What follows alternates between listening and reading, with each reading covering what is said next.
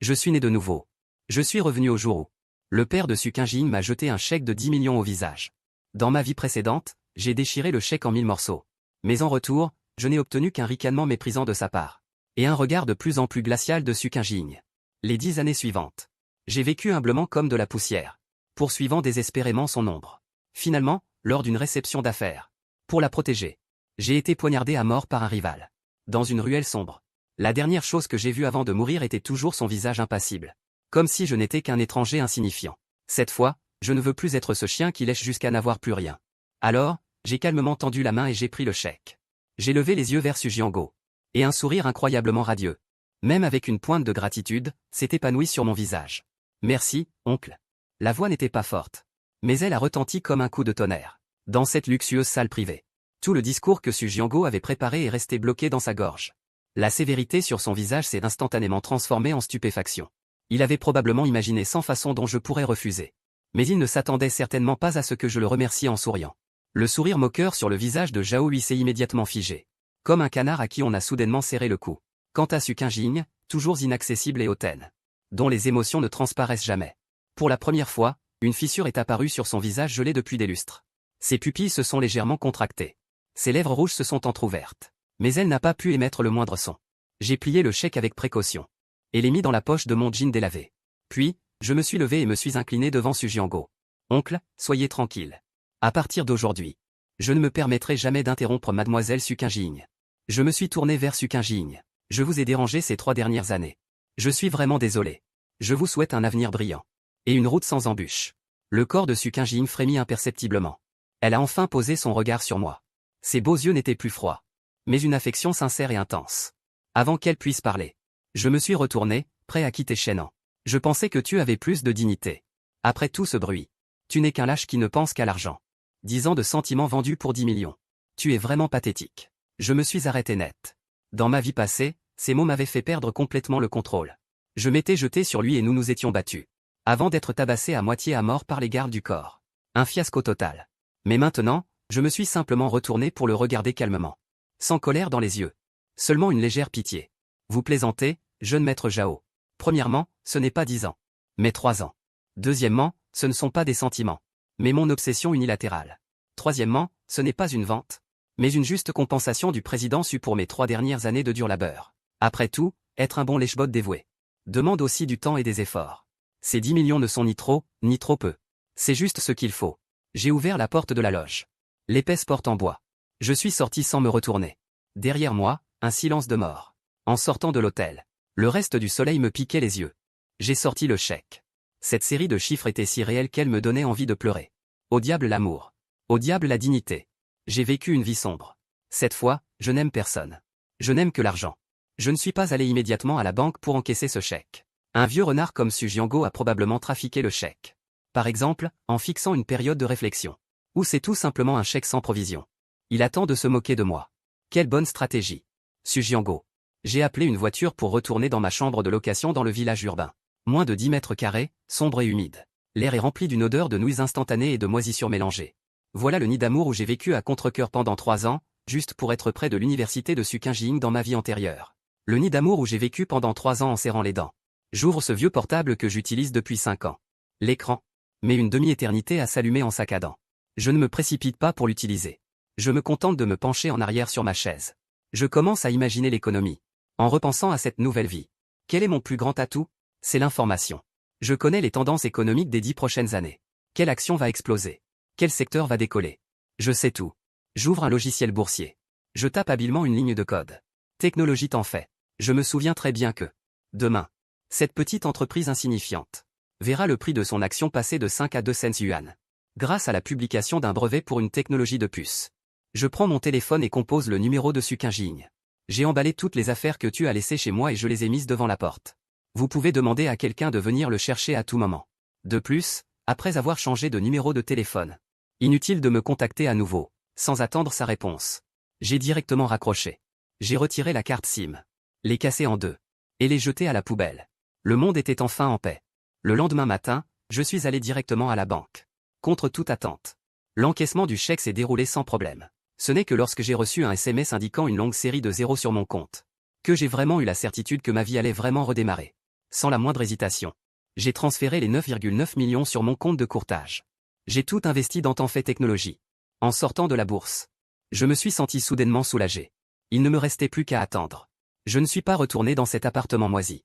Je suis plutôt allé dans le meilleur hôtel du centre-ville et j'ai réservé une suite exécutive. Allongé dans la baignoire.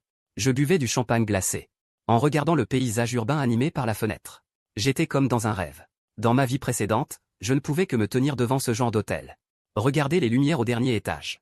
Imaginant à quelle somptueuse réception Su Qingjing participait à l'intérieur. Alors que mes pensées vagabondaient. Digne. Mon téléphone a sonné. C'était un message d'un numéro inconnu. C'est Su Qingjing. Chaînant. Où es-tu? Tu as jeté tout ce que je t'ai offert? On dirait qu'elle s'est donné du mal pour trouver mon nouveau numéro. Ce qu'elle m'offrait n'était que des babioles dont elle ne voulait plus. Un stylo, un carnet. À chaque fois qu'elle me les donnait, c'était comme donner l'aumône à un mendiant. J'étais vraiment idiot à l'époque. Au point de les considérer comme des trésors. Je n'ai pas répondu. J'ai directement bloqué ce numéro. Ensuite, j'ai appelé le service d'étage de l'hôtel. Bonjour. Veuillez envoyer 2 masseuses professionnelles. Dans cette vie, je vais prendre soin de moi. La semaine suivante, je vivais enfin la vie tranquille dont j'avais toujours rêvé. Me réveillant chaque jour naturellement. Prenant un petit déjeuner raffiné au restaurant panoramique de l'hôtel. Passant mes après-midi à la salle de sport ou à la piscine. Et découvrant la vie nocturne de luxe de Yincheng le soir. J'ai remplacé mes vêtements bon marché et mes jeans. Et me suis offert un costume bien taillé. L'habit ne fait pas le moine, certes, mais, cette phrase est loin d'être fausse. Lorsque je porte un costume de coupe impeccable. Au poignet, arborant une Patek Philippe et que je pénètre dans un établissement haut de gamme. Je ne suis accueilli que par des sourires humbles et un service attentionné. Plus aucun regard scrutateur ou méprisant ne se pose sur moi. L'argent? C'est bien la force la plus solide pour un homme. Quant aux actions de Tenfait Technologies, je n'ai même pas envie de les regarder. Ce soir-là, j'ai invité 2 mannequins aux courbes incendiaires. Pour boire un verre au Yunding Tiangong, le club privé le plus exclusif de Yincheng. La musique était assourdissante. Les silhouettes vacillaient. L'air était imprégné d'un mélange d'argent et d'hormones. Dans ma vie précédente, je n'avais même pas le droit d'y mettre les pieds. Maintenant, je suis assis dans le meilleur box. Acceptant les regards de toutes sortes. Monsieur encore un verre? Le mannequin à côté de moi se colle à moi d'une voix douce. Je lui ai pincé la joue en souriant. Avant même que les mots ne sortent, j'ai aperçu une silhouette familière du coin de l'œil. Su Qingjing. Comment se fait-il qu'il soit ici? Il est accompagné de Zhao Hui. Et de quelques fils de riches inconnus. Zhao Hui gesticulait en se vantant de quelque chose. Mais Su Qingjing avait l'air froid. En décalage avec le bruit environnant. Il m'a aussi vu au moment où nos regards se sont croisés. Une lueur de surprise a traversé ses yeux. Une pointe de doute. Et du dégoût. Oui, du dégoût. De son point de vue. Quelqu'un comme moi, qui dépense l'argent de son père en beuverie et en fête, ressemble probablement à un déchet. Zhao Hui a suivi son regard. Puis un rictus exagéré s'est affiché sur son visage. Il a écarté la foule. Et s'est avancé vers moi à grands pas. Ah, le fameux chaînant, le grand Casanova. Zhao Hui a une voix forte. Il attire délibérément l'attention de tout le monde autour de lui. Alors, tu dépenses les 10 millions que l'oncle Su t'a donnés ici? Tu as l'impression d'avoir atteint le sommet de ta vie? Plusieurs personnes derrière lui se sont jointes à ses rires. Ils me traitaient tous de lèche-bot avec sarcasme. Ils disaient que je m'étais vendu pour 10 millions. Que j'avais perdu la face en tant qu'homme. Les 2 mannequins à côté de moi étaient mal à l'aise. Elles voulaient se lever. Je les ai doucement retenues en signe de non. Ne bougez pas. J'ai pris mon verre et l'ai lentement fait tourner. Le whisky à l'intérieur. Je n'ai même pas regardé. Zhao Hui, jeune maître Zhao, ça fait longtemps. Les affaires de votre famille se portent-elles bien? J'ai entendu dire que quelques projets à l'étranger du groupe Zhao semblent avoir quelques problèmes. Qu'est-ce que tu racontes? J'ai pris une gorgée de mon verre. Et ce projet de port en Asie du Sud-Est n'a-t-il pas été abandonné à cause des changements de politique locale? Les droits de distribution de puces électroniques en Europe n'ont-ils pas été subtilisés par le capital de Xiongxi? Ces 2 affaires vous ont coûté au moins 500 millions, non? Ces connaissances, je les ai toutes tirées des informations financières de ma vie passée. En entendant cela, des sueurs froides ont instantanément perlé sur le front de Zhao Hui. Ce sont tous des secrets internes de l'entreprise. En dehors du conseil d'administration. Personne ne sait comment ce bon à rien n'est au courant. Tu m'espionnes? Je repose mon verre. Je le regarde enfin droit dans les yeux. Jeune maître Zhao, vous vous surestimez beaucoup. Vous n'êtes pas de taille. Je me lève. Je le dépasse d'une demi-tête. Je le balaie du regard, de haut. Mon regard est rempli de mépris. Occupez-vous de vos propres affaires. N'agissez pas comme un chien enragé toute la journée. À mordre tout le monde que vous croisez. Les rires autour s'arrêtent progressivement. Tout le monde réalise que l'ambiance est mauvaise. Zhao Hui est submergé par mon aura. Il ouvre la bouche, mais n'arrive pas à prononcer un mot. Son visage passe du rouge au blanc. Il est d'une laideur extrême. Je ne lui ai plus prêté attention. J'ai sorti une liasse de billets de mon portefeuille et les posé sur la table. Mesdemoiselles, merci pour votre travail. Je vais rentrer en taxi. Après avoir dit cela, j'ai ajusté mon costume. le col, et suis passé directement à côté de Zhao Hui. En passant près de Su Qingjing. J'ai marqué un temps d'arrêt. La stupeur dans ses yeux était plus intense qu'avant dans le box. Elle ne comprenait probablement pas comment. Ce pauvre garçon, humble comme la poussière devant elle il y a quelques jours, pouvait soudainement devenir si étrange. Si tranchant. J'ai esquissé un sourire du coin des lèvres. Et lui ai adressé un sourire significatif. Mademoiselle Su, vous devriez avoir un meilleur jugement. Après avoir dit cela, je me suis retourné et suis parti. Laissant derrière moi un dos décidé et une multitude de mâchoires décrochées. Tu n'es pas inaccessible. C'est juste que maintenant, je n'ai plus envie de lever les yeux. En quittant le club, je ne suis pas retourné à l'hôtel. Mais j'ai directement pris la voiture pour l'aéroport. Yincheng est un lieu qui a porté trop de souffrances de ma vie précédente. Maintenant que j'ai touché mon premier pactole, il est temps de changer d'endroit et de commencer ma nouvelle vie. L'avion a décollé à l'aube. La destination est Modu. Cette métropole internationale où l'or et les opportunités abondent. Dans l'avion, j'ai éteint mon téléphone. Adossé au siège. Confortable de première classe, je me suis profondément endormi. Quand j'ai rouvert les yeux, l'avion avait déjà atterri à l'aéroport international de Pudong. En sortant de l'aéroport, respirant l'air frais de Modu, je me sentais comme un guerrier renaissant. Je ne me suis pas précipité pour acheter une maison. Mais j'ai loué un appartement de longue durée au Thomson Riviera, le meilleur hôtel-appartement au bord du Yangpu. J'ai loué un appartement en location longue durée. Debout devant la baie vitrée panoramique à 360 degrés, surplombant la vue nocturne étincelante de tout le Bund. Je savais que c'était là ma véritable scène. Le lendemain, dès l'ouverture de la bourse, j'ai reçu un appel du gestionnaire de titres. Sa voix tremblait d'excitation. Monsieur Chen, ça a monté. A atteint sa limite maximale. J'ai juste répondu avec un léger Continuez, ne touchez pas tant que ce n'est pas en dessous de 150. J'ai raccroché. J'ai commencé à planifier ma prochaine étape.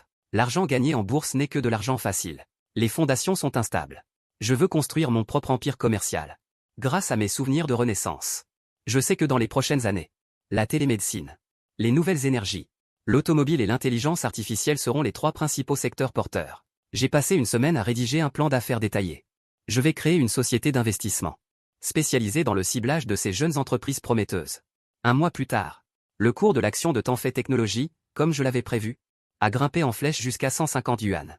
Les fonds de mon compte sont également passés des 9,9 millions initiaux à un chiffre qui me laissait moi-même sans voix.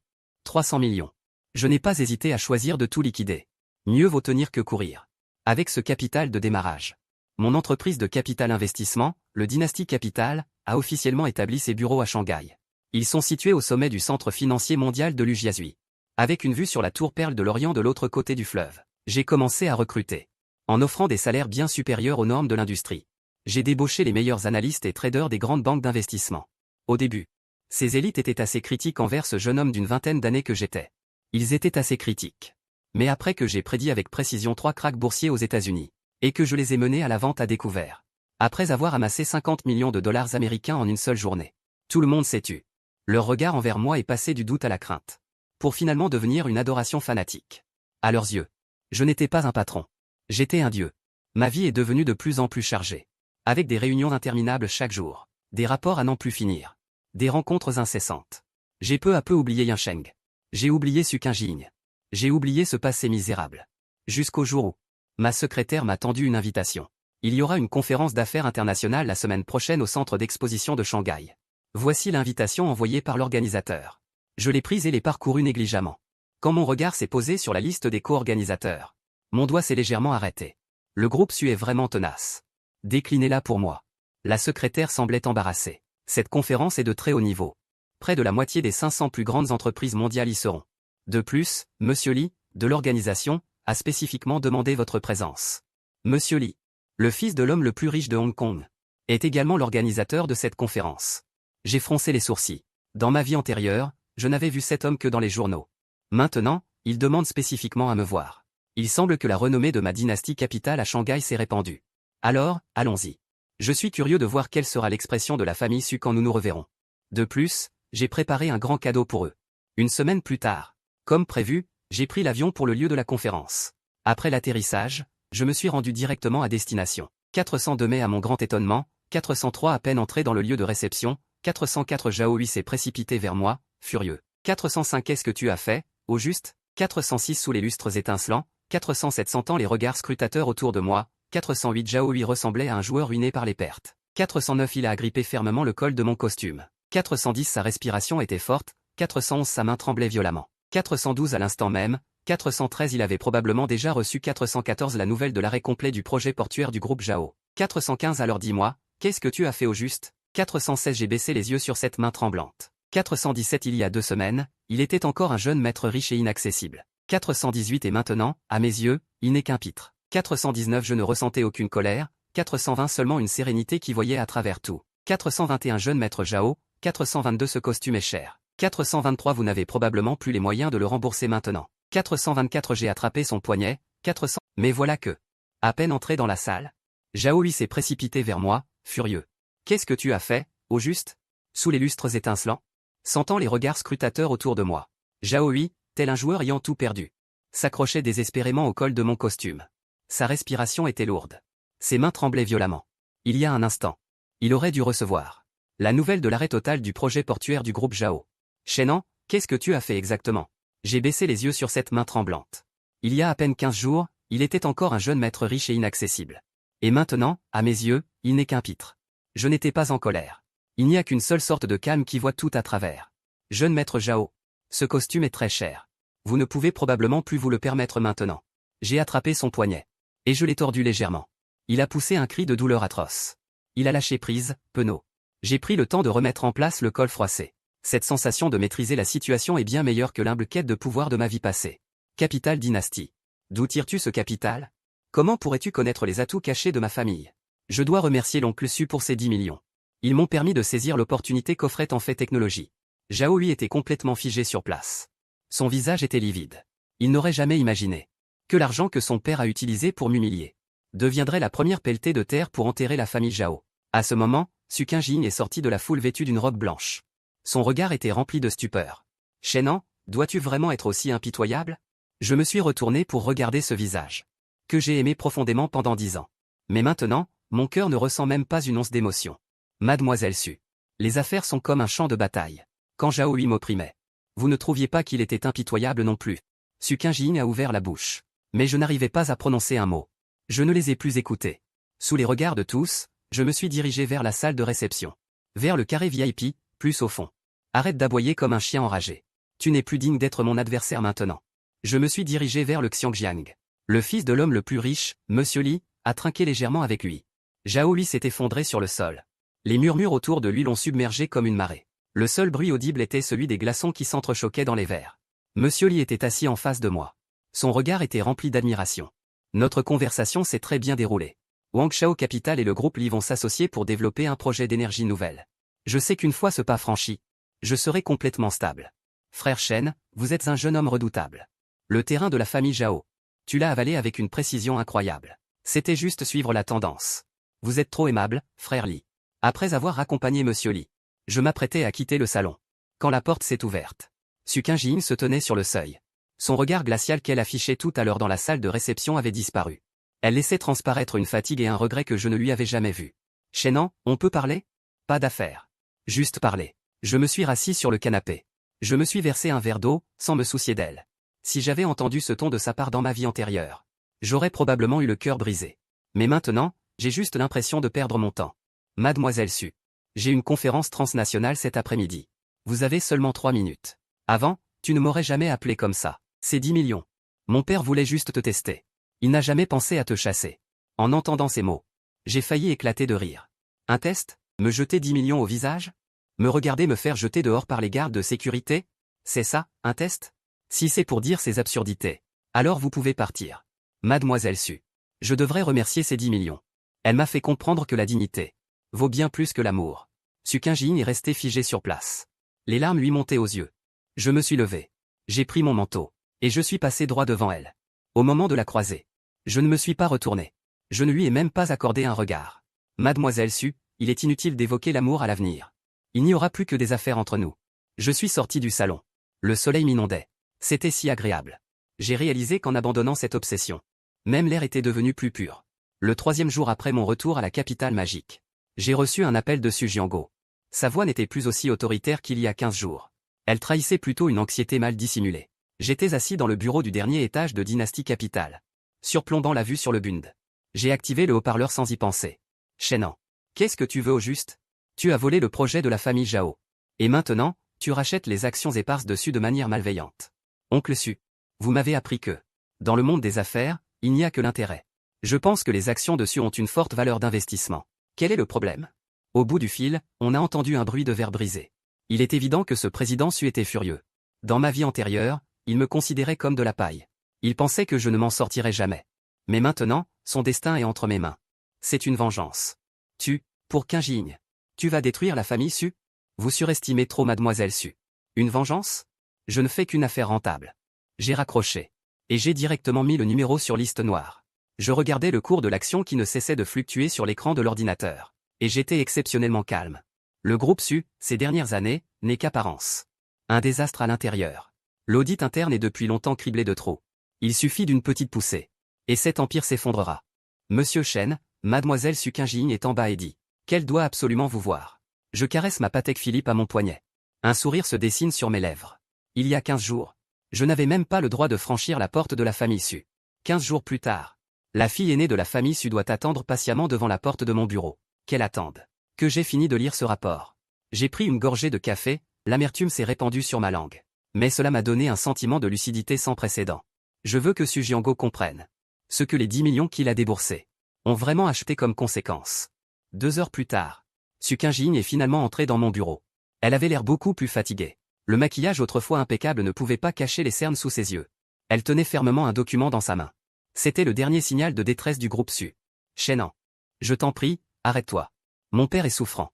Si le groupe Su s'effondre, il ne le supportera pas. Je fis pivoter mon fauteuil. Et regardai cette femme autrefois inaccessible. Dans ma vie antérieure, j'ai été mis à mort dans une ruelle sombre. Pour la protéger. Elle n'a même pas assisté à mes funérailles. Ses supplications actuelles sonnent comme une ironie. Mademoiselle Su. Il faut avoir l'attitude de quelqu'un qui implore. Je n'ai aucun intérêt pour cet accord de restructuration que vous avez entre les mains. Alors, que voulez-vous? Tant que cela peut sauver le groupe Su. Quelles sont vos conditions? J'accepte tout. Je me suis levé et me suis dirigé vers elle. Elle recula instinctivement d'un pas. Une lueur de panique traversa son regard. J'ai pointé du doigt les documents qu'elle tenait. Puis je les ai arrachés. Et jetés dans le broyeur de papier. Je veux 51% des parts du groupe Su. Et Su Jianguo doit me présenter des excuses publiques. C'est impossible.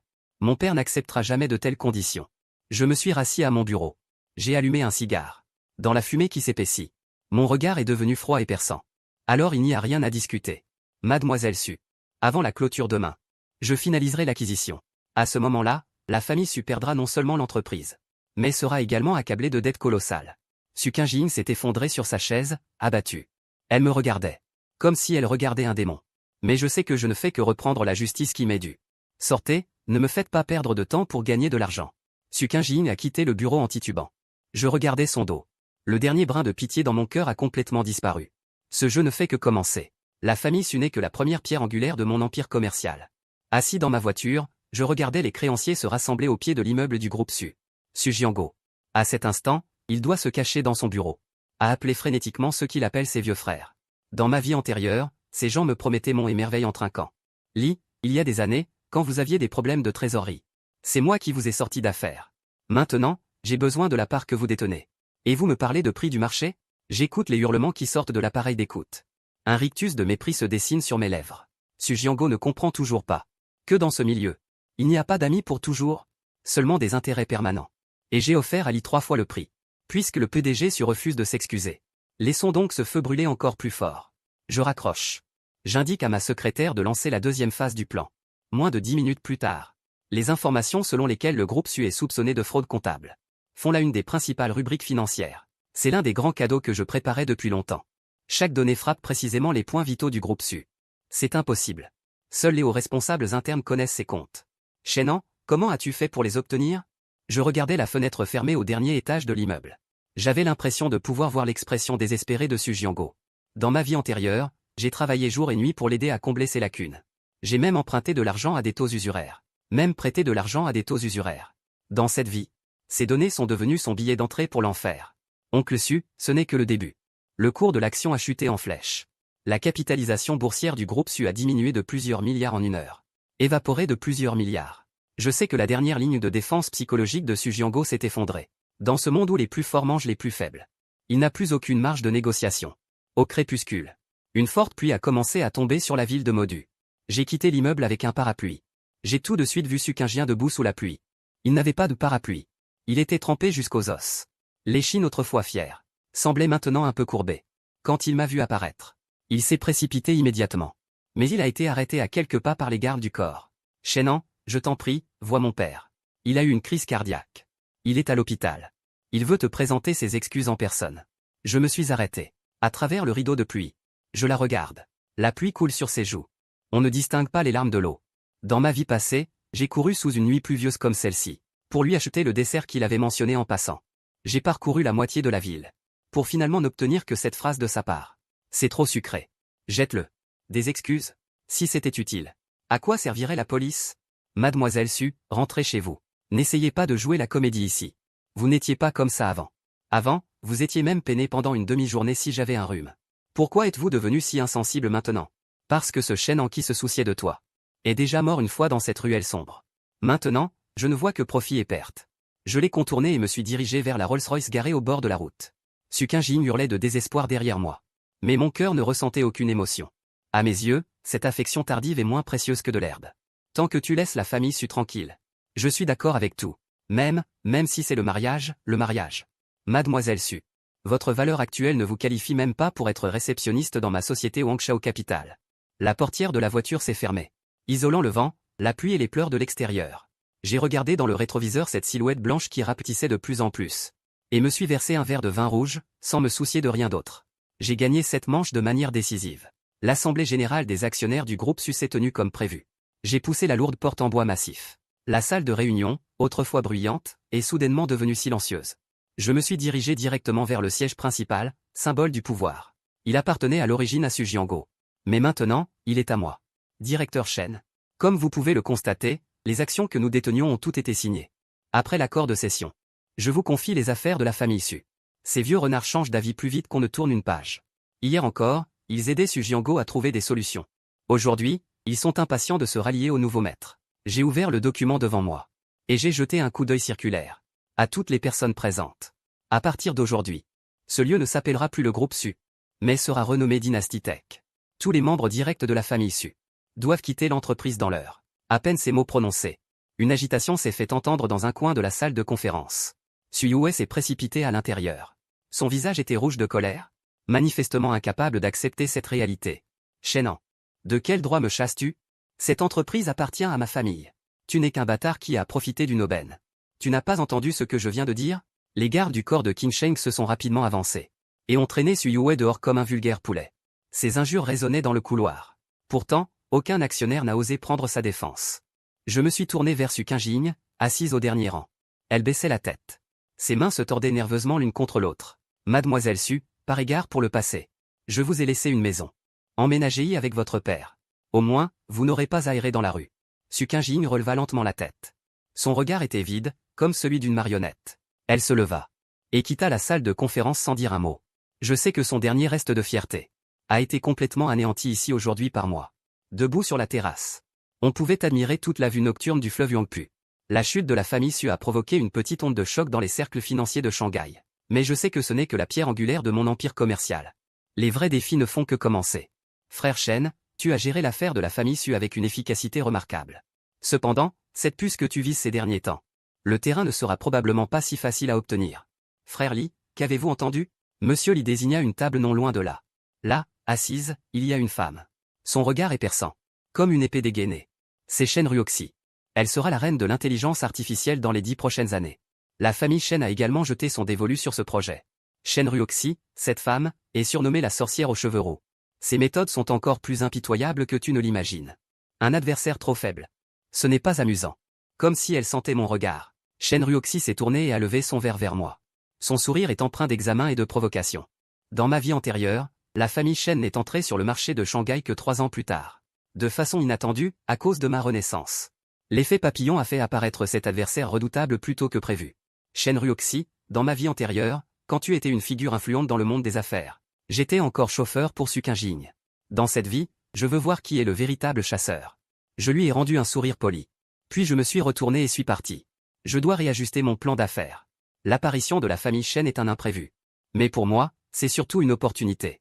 Si je peux avaler le territoire de la famille Shen dans le sud, mon empire capitaliste sera sans égal. Après avoir terminé les formalités de transfert, j'ai inexplicablement conduit jusqu'à la ville-village où j'habitais autrefois. C'est toujours sombre et humide ici. L'air est rempli d'une odeur de tabac bon marché et d'ordures. J'ai aperçu une silhouette familière. Elle portait péniblement des cartons. C'était Sukin Jing. Tu ne t'y attendais pas, hein? Finalement, j'ai emménagé dans l'endroit où tu vivais avant. Est-ce là l'ambition que tu souhaitais? Elle s'appuya contre le mur décrépit. Elle tenait un paquet de nouilles instantanées bon marché à la main. Celle qui ne fréquentait que les restaurants les plus huppés. Doit maintenant marchander avec le propriétaire pour un loyer de 100 yuan. Je n'avais pas l'intention de me venger de toi. J'ai juste repris ce qui m'appartenait. Quant à ce que tu deviens, ça ne me regarde pas. Shenan, si je n'avais pas accepté ce chèque à l'époque.